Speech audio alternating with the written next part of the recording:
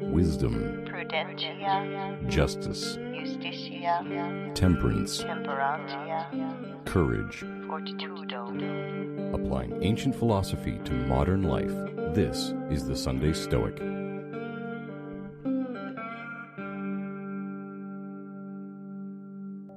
Today's guest is Dr. William Irvine, professor of philosophy at Wright State University in Dayton, Ohio. He is the author of On Desire, Why We Want What We Want, A Slap in the Face, Why Insults Hurt and Why They Shouldn't, and several others. His book, A Guide to the Good Life, The Ancient Art of Stoic Joy, introduced me, and I'm sure many of our listeners, to this philosophy. Dr. Irvine, welcome to the show. Pleasure to be here, and pleasure meeting you, Steve. Thank you. The first thing I noticed when reading your book, one of the first things you mention is the importance of adopting a life philosophy. And that really spoke to me because that's what I was looking for. But in this age of distraction where you can go down a rabbit hole of YouTube videos, social media, etc., why should someone take the time to self-reflect and read various philosophies and actually pick one out to adopt in their own life? It makes sense to give it some thought and pick one out because it'll have a huge impact on the quality of your subsequent life. And most people don't realize you can pick one out. They assume that everybody else has already given it thought and picked one out. And so they assume that if they adopt the same values as the people around them adopt, that they're going to be happy, which is kind of strange. Because if they looked at the people in question, they would realize that many of them are anything but happy. And that's because they have the default philosophy of life that members of our species do. We're biologically programmed to want to be rich and famous. Now you have to kind of qualify what counts as rich, and rich primarily means more affluent in some measure than the people around you. And famous means that there are any number of people who love and admire you, and you know what? Admiration is more important than being loved. And yet, you can look through history and you can find any number of cases of people who were both incredibly wealthy and incredibly famous. You know, you take kings and so on who are miserable as human beings. And that alone should make you think twice about just following the crowd. And all it takes, it really is not a huge thing. It's a weekend project to kind of get yourself up to speed on this notion of a philosophy of life, and then to at least, and this is what I encourage students or encourage people to do in Guide to the Good Life, is I say, you know what, Stoicism is one of those philosophies of life that you could conceivably choose. There are others. And you know what, you can give Stoicism a very low-key kind of try. You can try out some of the fundamental strategies, and you can see whether that's working on you. So it isn't like you have to go and take, a year's worth, or if you're a Buddhist, 20 years worth of lessons on how to do it. Give yourself a weekend and give yourself part of a week, and you'll know pretty quickly whether it's making a difference in your life or not. How did you then start practicing a 2,000-year-old philosophy that was mostly dormant? People have read the Stoics for a very long time, but I think when you started practicing Stoicism, there was not a movement like there is today, where there's Facebook groups with several thousand members and things. How did you find this philosophy, and how did you start to practice it? Well, I was a philosophy major in college. This would be back in the 1970s. And as a philosophy major, we did encounter the Stoics, but we encountered Stoic logic, which is one of the things they were interested in. We didn't get into their advice on how to live. And that's because back then that was thought not to be the proper realm of philosophy. We were supposed to do dry technical things. So I found that kind of strange, but followed along in the path because I wanted to have a career in philosophy. Ended up, so this would be 15 years ago, kind of realizing that maybe it was time, it's getting late in the game, maybe it was time for me to adopt a philosophy of life. And I kind of looked around and I decided that Buddhism would do it for me. So I set about researching Buddhism, and as an academic, I'm always on the lookout for twofers, that is, two for the price of one.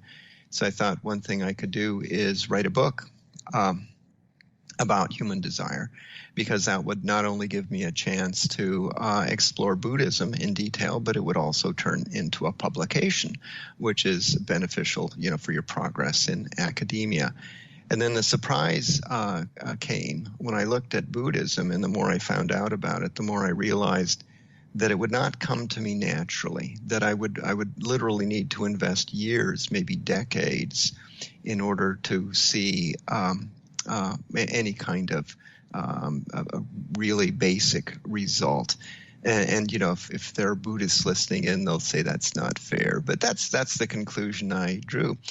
And in the process of writing this book, I realized that I needed also, for balance, to describe other possible philosophies of life. And so Stoicism was among them. And then it dawned on me that it was what I was looking for. So I came to it in a kind of a backdoor way.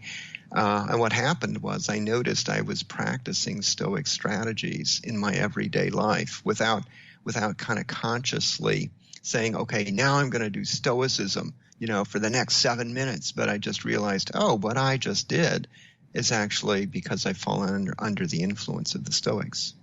And when you first started practicing this, I assume that was shortly before your book came out, or how long had you been practicing before the Guide to the Good Life was released?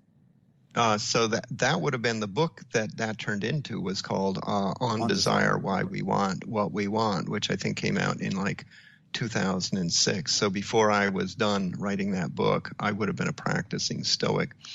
Then the thought was, maybe there are other people out there who don't know about this and who would benefit from being introduced to it. And at the same time, the Desire book, the book on desire, did pretty well for an academic book. And then I thought, but a book on Stoicism, unfortunately, nobody's going to buy it. But let's see if I can pull over a fast one on Oxford University Press and see whether I can talk them into letting me write this book on Stoicism. And they said yes. I had a very good editor there, very responsive editor there at that time. I still have a good editor there, but this was the woman who kind of read the manuscript and said, yes, that this is what we want. And it has just far and away outstripped, in any way you want to measure success, any other book that I've done. And it comes as an absolute astonishing surprise to me. So it turns out that there is this kind of deep-seated need for philosophy of life, and that Stoicism, I don't know if it works for everybody, probably doesn't, but it sure works for a whole bunch of people. So I get emails from them, and it's very interesting, and it's wonderful, and yet utterly unexpected. Well, I greatly appreciate the book, and I wouldn't be talking to you, obviously, for a variety of reasons, if not for that book. And I do recommend the listeners check out The Guide to the Good Life. It's an excellent introduction to Stoicism. But it came out around 9 years ago. Has your practice of Stoicism evolved in that time? Has it changed much in that course of time, or not? The basic Stoic practice is the same as ever. I mean, I do notice people assume he's the guy who wrote a book on Stoicism, so he'd be like the ultimate Stoic. But I'm not. I'm a human being, and I find myself backsliding. I find myself starting to take things for granted, and then I get wake-up calls. Sometimes the world will be really, really nice to you for an extended period of time, like weeks, and all you're getting is good news and surprise good news. And then you start thinking, I'm immune to the normal problems that normal people have. And it's just the Stoic God setting you up for a knockout punch. Because when it finally comes, because you've only experienced good things for that period, it's really going to be painful and disorienting. So now, I know now when things are going really well that I'm being set up, and that I practice my negative visualization. I try to imagine what things would be like. I guess another thing I've noticed is I've started thinking that I can contribute something to Stoicism, that we shouldn't regard it as a dead kind of document, that it's been perfect. That's how people treat the Bible. If somebody wrote a new chapter for the Bible, the Christians would say that doesn't count. It's all been sealed. I don't think that's true of Stoicism. So I've attempted to come up with things that I think are extensions of Stoicism, that if the Stoics could be brought to modern times, would not only say, yeah, that's a good idea, but they would also say, by all means, if you got a good idea, if you got a way to enhance Stoicism or make it more relevant to modern life, then go for it. They didn't regard theirs as the seal of the prophets, right? Where we've said it, and now that's the end of it. It's actually psychology, and human psychology is fascinating, and you can watch how other people think and how other people live, and then you start thinking in terms of is there anything I can say or do that can deflect where they're headed to in life? And that may sound pompous. Who am I? Who am I to be telling other people how to live their lives? Well, I don't tell them. But, there are times when you can make a difference in somebody's life. And if you can, then you should. You should try. So speaking of the premeditation, I guess it's premeditatio malorum if you go back in time far enough, the negative visualization. Adam, a listener to the show, asks what your top 3 regular practices are. Negative visualization would be right there at the top. And it's so easy to do, and it's so effective that I get a very big return. As a Stoic, negative visualization is your top number one way to practice Stoicism on a daily basis. What about just like a running Stoic commentary? I think you mentioned in your book. Do you try to keep a sage in the back of your head that says, what would a Stoic do? Yes, I don't think I have kind of an internal Stoic. It's now been it's become second nature for me. But what I do notice, and I watch myself. See, it's an interesting thing. So if you want a kind of enlightenment, step 1 is watch other people. But that's easy to do because other people are other people, and you can laugh at them, and you can think what fools they are. But then the next level up in your own practice is to start watching yourself. So I've internalized a lot of Stoicism, and I don't even think of it in terms of, okay, now I'm going to do a Stoic practice number 12 or whatever. It's habit now. But then what I do is I watch back. I watch myself, and then I can see that I actually have backslid, as I described before, that things that I should be doing, I'm not doing. And it's easy to do. I mean, we're human. And like I say, when things are going well, it's easy to get complacent about what you're doing. So a negative visualization, and then perhaps like an evening meditation over how you've performed that day. Would those be 2 good practices to start with then? Absolutely. And the meditation is not Buddhist meditation. It's you just thinking, hey, my day, how did my day go? And what part of that day am I responsible for it going the way it did? And that can go either way. You can realize, oh, you know what? Something good happened. And the reason it happened is because I didn't let something bad bother me. So, for instance, if somebody insults you, the Stoics have a extensive body of advice on how to deal with insults, and they say, if you're hurt by an insult, you're to blame because you let it hurt you, and you shouldn't have done that.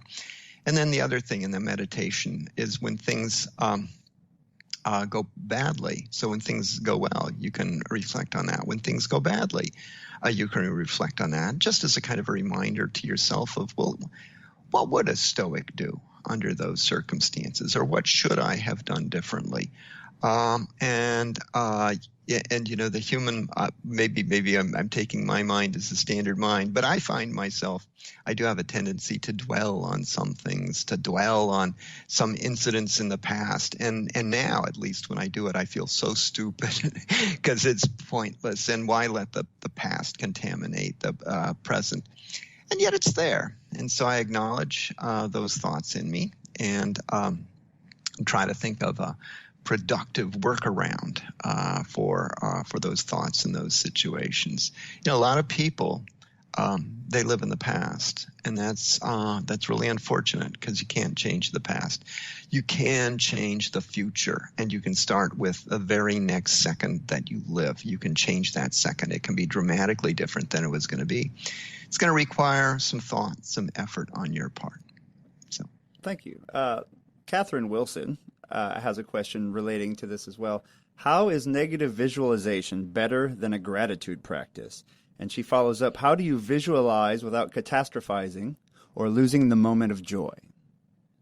Look, there are other people who do what the Stoics are doing in negative visualization, so they aren't alone in doing it. And in fact, Christians, if they understand prayer properly, do a form of negative visualization in their prayers. So a lot of people think, oh, what is a prayer? It's you asking God if you can please win the lottery next week and things like that. But that's one form prayer can take, but a much better form is thanks, prayers of thanks. So Christians who actually in some cases turn out to be kind of closet Stoics, or they're they're doing Stoicism without realizing there's a name to it. But even those who aren't, if they're doing those prayers of thanks, are doing a form of negative visualization. So we don't claim to have a monopoly on this. We don't even claim to have invented it, but we're out there saying, hey, you know what, here's something that you can do. Second part of that question was how do you visualize without catastrophizing? Yeah, well, to visualize is a brief flickering thought that you allow yourself to have about how things could be worse, and I have no trouble at all doing that, and I can visualize about, really truly catastrophic kinds of things, about the end of the world, about the laws of physics breaking down, meaning that the universe ends. I can do that. And but then it's a flickering thought, and you know what? Then the next day when I wake up and I realize my glasses are still there on the nightstand where I left them, and there's still a white ceiling over my head. It's bizarre, but that's a little moment of it's delight, a moment of delight where, you know what? The world could have ended overnight, but it didn't. And what does that mean? I get a chance, another day of life, another day to try to get it right. And then, of course, backstep and say, well, but the day might not last 24 hours. So I'm going to go through this day. I'm going to take it a minute at a time. So I have zero problem doing that. There are people, though, who might have a bigger issue. There are people who tend to think negatively. You give them any situation, and they'll try to find the bad in it. And give any situation, and they'll try to think of the ways it can probably go wrong. And that's an important thing to do. You should plan for the future. And it's the interesting thing, the ability to think about those things without simultaneously coming to dwell on those things. So the suggestion is practice, practice, practice. But it is conceivable that there are some people whose psychological makeup is such that they would find it very difficult to do negative visualization in a meaningful way. Another listener has written in, John, and he has a kind of a long question, but I'll paraphrase. I think it brings up the dichotomy of control. John says he sees people quoting the Stoics to avoid personal responsibility. So we know that in the Enchiridion, Epictetus says there are things under your control and things that are not under our control. And he says many times he sees people focusing on that latter part, there are things that are not under our control, as an excuse to remain idle in a given situation. Is that very Stoic of them? First thing to realize about self-professed Stoics is that a significant portion of them I wouldn't regard as practicing Stoics. They're people who are learning how to quote Stoics as part of some kind of social statement. It's like getting a tattoo, only instead of having to pay for it and having it there in your skin, you get to talk that way. So I would say that the mere fact that somebody can quote Stoics is not evidence that they are what I would call somebody who's adopted Stoicism as a philosophy of life. And the other thing is, that the claim Stoics take enormous responsibility. I mean, you look at Marcus Aurelius. He was not only the Roman emperor, but he was a good one who cared about how things were happening. And so, by no means, if you look at the actual Roman Stoics, they took responsibility for very many things. And then within that realm of responsibility, though, they were very careful to think about what they could make a difference in and what they couldn't make a difference in, and realize it's pointless to spend your life trying to do things where you aren't going to make a difference, but to focus those energies into things where you can make a difference is the duty of a Stoic, the social responsibility, and I agree with that. We talked a second ago. There are times in life where you simply can't change. It's a bad situation, and what do? You rough it out and you go on. And there are times when it's interesting. Small things can make big differences in the world. And so you're kind of on the lookout for those cases and try to take advantage of them when they come. And by take advantage of, I mean fulfill one's duty. That's what's involved in taking advantage of it. So could you describe then your trichotomy of control in relation to dealing with situations like that? Okay, so that's one place where I've updated the Stoics, because they said there are things you can't control and things you can control. And I said, actually, if you think about it more carefully, among the things you can control, we would have two subdivisions. There's the things you have absolute control over, and then the things that you don't have absolute control over but can have an impact on. So you actually end up with a trichotomy of control instead of a dichotomy of control. Things you absolutely can control are your thoughts, are your values. Those are things you have choice over. But in A Guide to the Good Life, I use the example of tennis, right? So tennis, there are things you can't control. You can't control how well your opponent prepares. I mean, unless you're cheating, I don't know, drug him or something, but you can't control it otherwise. And you can't control it absolutely. I mean, there's nothing you can do that will guarantee that you win. So what do? You simply do what is in your power to do to the best of your ability. So you train as well as you can. You adopt the maximal strategy. You play as hard as you can. And you know what? If you lose, it isn't really a loss, because the part you had control over, you did to the best of your ability. So this coming weekend, I'm scheduled to be in a rowing race in Columbus, Ohio. And the interesting thing is, and I tell my fellow athletes this, and they think, oh, it's such a cop out. But I say, you know what? I'm actually not racing against the other boats in the race. Don't get me wrong. I'm happy to beat people, but my real race is against myself. So for me, the whole rowing thing is about self-development, self-discipline.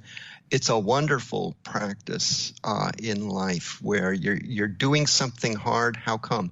Because it's hard to do. And a lot of people just wouldn't understand that. They would say, well, shouldn't you just be comfortable? Shouldn't you just relax? Well, that's one approach to life. But you know what? I'm in training when I row, and not only for upcoming races, but I'm in training for life. Because someday life is going to present me with a significant challenge. It's going to happen. And then the question is, will I be ready for it? So an analogy you can use, it's like a fireman who spends all of his time training. Why? Well, because someday there's going to be a fire. And when that fire comes, he wants to be ready for it. He wants to be able to deal with it effectively. He wants to be able to put it out. Well, even if you aren't a fireman, you're a human being, and life is going to present you challenges. And the question is, are you going to be ready? And if all you've done for the last few decades is be comfortable, it's unlikely that you will be ready, because some of these challenges will involve a considerable degree of discomfort. I mean, if you get sick, there are things that can happen to you. So you prepare for the worst, and while trying to soak every ounce of delight that you can out of the days that you have. Excellent. Now, one last question. It's a big picture question. Let's say this catches on like wildfire. How would our society be different if everyone became a practicing Stoic? How would you see the world changing if that suddenly caught on? I suspect there would be, number one, it's never going to happen. It's just not going to happen. So this is a very counterfactual kind of question. All right. And the reason why is that just most people are sucked up in this game they're going through of just trying to extract not delight out of their days, but pleasure and avoid pain. And everybody they know is doing it, so they're going to do it as well. But I suspect that to the extent that people are switching over, and I'll put this in broader terms, to the extent that people are finding a thoughtful philosophy for living, will make them happier individuals. And Stoicism happens to be one of those. So the suspicion is that the world would be a happier place. There'd be fewer of these negative emotions floating around, less hatred, less anxiety, less fear than there is now. So that would be the principal benefit, a happier world. Now, who could argue against that? I think that sums it up. Dr. Irvine's book, A Guide to the Good Life, is an excellent book to learn how to extract delight from everyday life. I highly recommend our listeners check it out. Bill, thank you for joining the Sunday Stoic today. Oh, thank you for the invitation. Thank you for listening to the Sunday Stoic. If you enjoyed the show, please subscribe, rate, and review the Sunday Stoic on iTunes. Become a member of the Sunday Stoic team, earn rewards, and be an integral part of the show by becoming a patron at www.patreon.com/SundayStoic. Contact the show by emailing sundaystoic@gmail.com or by leaving a voicemail at 501-503-3132. To find out more, visit www.sundaystoicpodcast.com. And as Steve always says, Carpe Diem.